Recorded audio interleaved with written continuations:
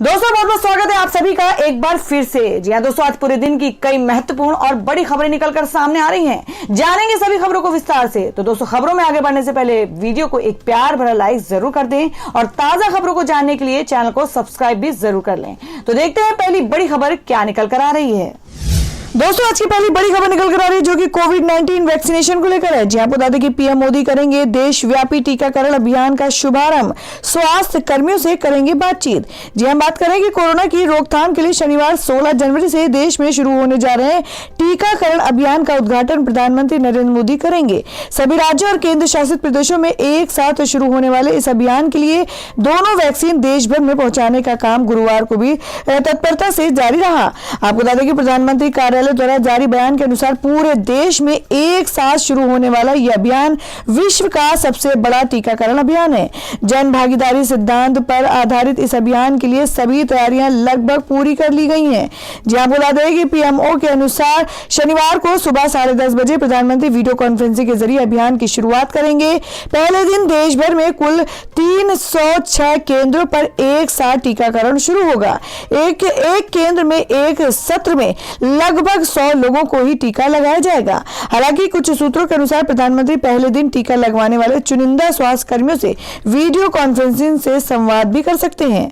और दोस्तों, अगली खबर निकल कर आ रही, चांदनी चौक का हनुमान मंदिर बनाने की मांग को लेकर सुप्रीम कोर्ट पहुंचे भक्त। जी हम बात कर रहे हैं दिल्ली के चांदनी चौक में गत 3 जनवरी को ढहाए गए हनुमान मंदिर के मामले में सुप्रीम कोर्ट में याचिका दाखिल हुई है। याचिकाकर्ताओं ने स्वयं को हनुमान भक्त बताते हुए 5 दशक पुराना हनुमान मंदिर तोड़े जाने से धार्मिक भावनाएं आहत होने की बात कही है।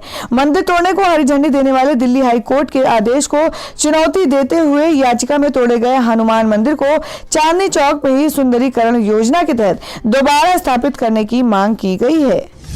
और दोस्तों, अगली खबर निकल कर आ रही है कि राष्ट्रपति ट्रंप को पद से हटाने की प्रक्रिया हुई तेज। जाने अब क्या होगा आगे। जी आपको बता दें कि अमेरिकी इतिहास में पहली बार ऐसा हो रहा है कि किसी राष्ट्रपति को दूसरी बार महाभियोग प्रक्रिया का सामना करना पड़ेगा।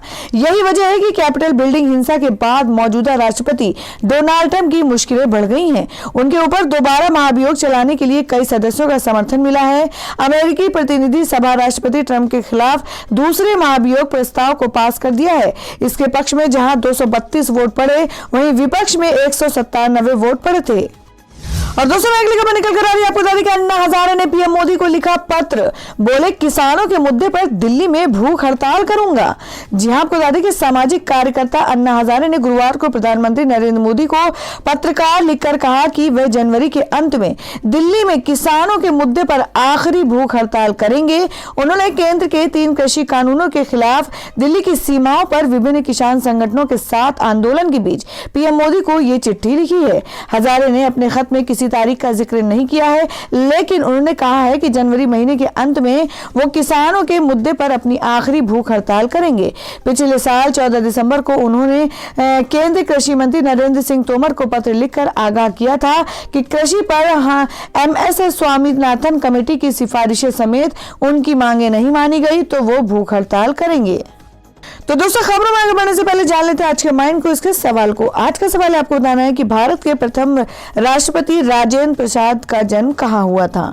इसका जवाब आपको वीडियो के नीचे कमेंट बॉक्स में देना है और सही जवाब देने वाले को रैंडमली सिलेक्ट किया जाएगा और वो जीत सकते हैं बम्पर पुरस्कार। तो बढ़ते हैं अगली खबर की ओर। और दोस्तों, अगली खबर निकल कर आ रही है जो कि बिग बॉस हाउस में दिखा बर्ड फ्लू का असर, अंडों की सप्लाई बैन होने पर भिड़े रुबीना और राहुल। जी आपको बता दें कि कोरोना वायरस महामारी के बीच देश में बर्ड फ्लू के जानलेवा संक्रमण से जूझ रहा और करीब 10 राज्यों में बर्ड फ्लू की पुष्टि होने के बाद राज्य सरकारों ने अंडे और चिकन की बिक्री पर रोक लगा दी है। बर्ड फ्लू का असर अब बाहरी दुनिया से दूर बिग बॉस हाउस के अंदर भी देखने को मिल रहा है। बर्ड फ्लू की दहशत के बीच बिग बॉस हाउस में इस महामारी के चलते रुबीना दिनेक और राहुल वैद में बहस छिड़ गई है। बता दें कि बिग बॉस में मेकर्स ने एहतियात के तौर पर कंटेस्टेंट को दी जाने वाली अंडों की सप्लाई को रोक दिया है। गौरतलब है कि बिग बॉस सीजन 14 के ट्रॉफी के प्रबल दावेदार राहुल वैद और रुबीना दिनेक के बीच अक्सर बहस होती रहती है। हालांकि घर में नए चैलेंजर्स के आने के बाद से दोनों के झगड़ों में कमी आई है, लेकिन ऐसा ज्यादा दिनों के लिए नहीं रहा। रुबीना और राहुल के बीच अब अंडों खबरों को लेकर बहस हो गई है। मीडिया रिपोर्ट्स के मुताबिक आने वाले एपिसोड में दर्शकों को रुबीना और राहुल के अंडों पर झगड़ते देखने को मिल सकते हैं। राहुल रुबीना की लड़ाई में एजाज की एंट्री हुई है। दरअसल बर्ड फ्लू के संकट की वजह से बिग बॉस हाउस में कंटेस्टेंट के ब्रेकफास्ट पर असर पड़ा है। अंडे की कमी की वजह से ब्रेकफास्ट नहीं बन पा रहा है, जिसके चलते रुबीना और राहुल वैद में बहस छिड़ जाती है। और दोस्तों अगली बड़ी खबर में आपको बता दें कि बॉलीवुड छोड़ मौलवी संग ब्याह रचाने वाली सना खान ने पहना लाल चूड़ा, दिखाई नुसरत जहां जैसी दिलेरी। जी आपको बता दें कि कोरोना महामारी के दौरान 2020 बॉलीवुड में कई सेलिब्रिटी ने शादी करके अपने जीवन की नई शुरुआत की थी। इनमें से एक नाम एक्ट्रेस सना खान का भी शामिल है। उन्होंने बॉलीवुड और एक्टिंग को अलविदा करते हुए गुजरात के एक मौलवी से निकाह रचाकर अपने फैंस को चौंका दिया था। सना खान निकाह के बाद सोशल मीडिया पर बहुत सक्रिय रहती हैं। हाल ही में सना खान ने सोशल मीडिया पर हाथ में लाल चूड़ा पहनकर एक फोटो शेयर की है। उनका ये वीडियो सोशल मीडिया पर जमकर वायरल हो रहा है। इतना ही नहीं, सना खान इस वीडियो में हाथ में लाल चूड़े के साथ काले रंग के बुर्के में नजर आ रही हैं। इसके बाद वो सोशल मीडिया पर जमकर ट्रोल हो रही हैं। और दोस्तों अगली बड़ी खबर में आपको बता दें कि 26 जनवरी को किसानों का हल्ला बोल, लाल किले से इंडिया गेट तक निकालेंगे परेड। जी हम बात कर रहे हैं कि कृषि कानूनों के खिलाफ दिल्ली बॉर्डर पर प्रदर्शन कर रहे किसान 26 जनवरी को ट्रैक्टर परेड पर अड़े हुए हैं। गुरुवार को किसान नेताओं ने ऐलान किया है कि वे 26 जनवरी को लाल किले से इंडिया गेट तक मार्च निकालेंगे। इस बारे में बोलते हुए भारतीय किसान यूनियन के नेता राकेश टिकैत ने कहा है कि ये ऐतिहासिक लम्हा होगा जब एक तरफ किसान होंगे दूसरी तरफ देश के जवान। न्यूज एजेंसी ANI के मुताबिक राकेश टिकैत ने कहा, ये पता चला है कि सरकार राष्ट्रपति भवन से इंडिया गेट तक यात्रा यानी परेड निकालेंगे। उन्होंने अपनी यात्रा छोटी कर दी है। हम लाल किले से निकालेंगे इंडिया गेट तक, दोनों का मेल मिलाप वहीं होगा। किसान देश का सिर ऊंचा करेंगे। ये दुनिया की सबसे ऐतिहासिक परेड होगी। या एक तरफ से किसान चलेगा, एक तरफ से जवान चलेगा। तो दोस्तों आप लोगों को क्या लगता है कि सरकार को किसानों के हित में क्या निर्णय लेना चाहिए? आप अपना सुझाव कमेंट बॉक्स में जरूर दें। बढ़ते हैं अगली खबर की ओर। और दोस्तों अगली खबर निकल कर आ रही है जिसमें आपको बता दें कि BMC द्वारा आदतन अपराधी कहे जाने पर सोनू सूद ने तोड़ी चुप्पी, कह दी ये बड़ी बात।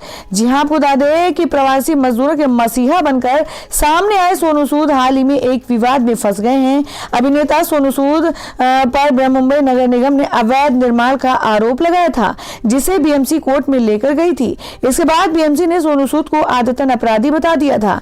अब सोनू सूद की ओर से इस पर सफाई आई है। एक टीवी चैनल को दिए इंटरव्यू में सोनू सूद ने कहा है कि मैं BMC का पूरी तरह से आदर करता हूं। कोई सुधार की गुंजाइश होगी तो मैं उसे जरूर सुधारने की कोशिश करूंगा। चैनल से बातचीत के दौरान सोनू सूद ने कहा कि मैं BMC की इज्जत करता हूं, जिन्होंने मुंबई को अद्भुत बनाया है। मैंने अपनी तरफ से नियम फॉलो किए हैं और अगर सुधार की कोई गुंजाइश हुई तो मैं इसे सही करने की कोशिश करूंगा। मैंने इसके केस के लिए कोर्ट में याचिका दी है। मैं कोर्ट द्वारा दिए गए निर्देशों का गंभीरता से पालन करूंगा और उसी रास्ते पर चलूंगा। मैं सभी नियम और कानूनों को भी मानूंगा। तो दोस्तों खबरों में आगे बढ़ने से पहले एक बार फिर से आपको याद दिला दें कि अगर आपने अभी तक हमारी वीडियो को लाइक नहीं किया तो जल्दी से वीडियो को लाइक कर दें, क्योंकि आपका एक लाइक हमारे लिए बहुत ही महत्वपूर्ण होता है। और अगर आप हमारे चैनल पर नए हैं तो चैनल को जरूर सब्सक्राइब कर लें और बेल के बटन को भी जरूर हिट कर दें। और हमारी पूरी न्यूज को जानने के लिए वीडियो को लास्ट तक जरूर देखें। बढ़ते अगली खबर की ओर। और दोस्तों मैं अगली खबर बता दें कि भाजपा सांसद साक्षी महाराज का वीडियो हुआ वायरल। कहा बिहार के बाद अब यूपी बंगाल में भी हमारी मदद करेंगे ओवैसी। जी आपको बता दें कि असदुद्दीन ओवैसी की पार्टी ऑल इंडिया मजलिस इत्तेहादुल मुस्लिमीन ने बिहार विधानसभा चुनाव में काफी अच्छा प्रदर्शन किया था, तो वहीं अब असदुद्दीन ओवैसी ने यूपी और बंगाल का रुख किया है। इस बीच उन्नाव से भाजपा सांसद साक्षी महाराज ने कन्नौज में मीडिया से बात करते हुए एक बार फिर बड़ा बयान दे डाला। उन्होंने कहा कि ओवैसी ने बिहार बीजेपी की मदद की और अब पश्चिम बंगाल और उत्तर प्रदेश में भी मदद करेंगे। भाजपा सांसद साक्षी महाराज का वीडियो का बिहार के बाद अब यूपी बंगाल में भी हमारी मदद करेंगे। ओवैसी दरअसल लखनऊ से दिल्ली जाते वक्त भाजपा सांसद साक्षी महाराज कन्नौज के सौरिक इलाके में कार्यकर्ताओं व मीडिया से मुखातिब हुए। इस दौरान मीडिया कर्मियों ने साक्षी महाराज से असदुद्दीन ओवैसी के आजमगढ़ और जौनपुर दौरे को लेकर सवाल पूछा, जिस पर सांसद साक्षी महाराज ने कहा कि बड़ी मेहरबानी उनको भगवान ताकत दे, खुदा उनका साथ दे। उन्होंने बिहार में हमारा सहयोग किया था, यूपी में भी करेंगे, बाद में पश्चिम बंगाल में भी करेंगे।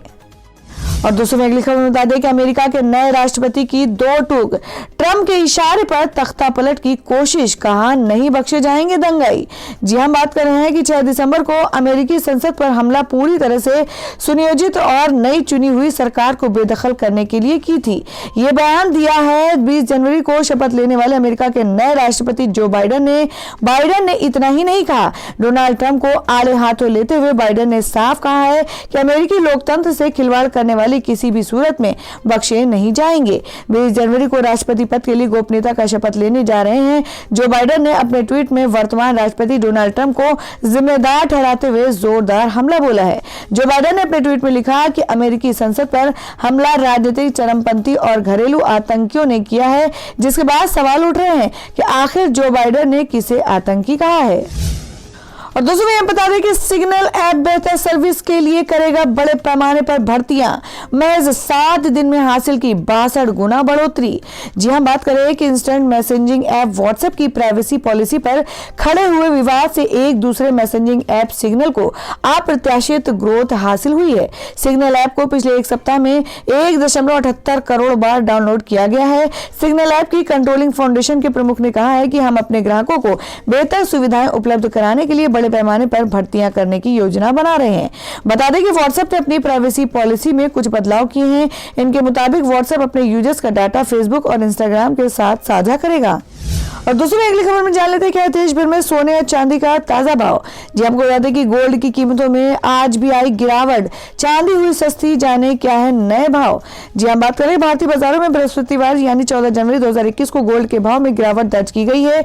दिल्ली सराफा बाजार में आज सोने के भाव में 369 रुपए प्रति 10 ग्राम की कमी हुई। वहीं चांदी के दाम में भी 390 रुपए प्रति किलोग्राम की मामूली गिरावट आई है।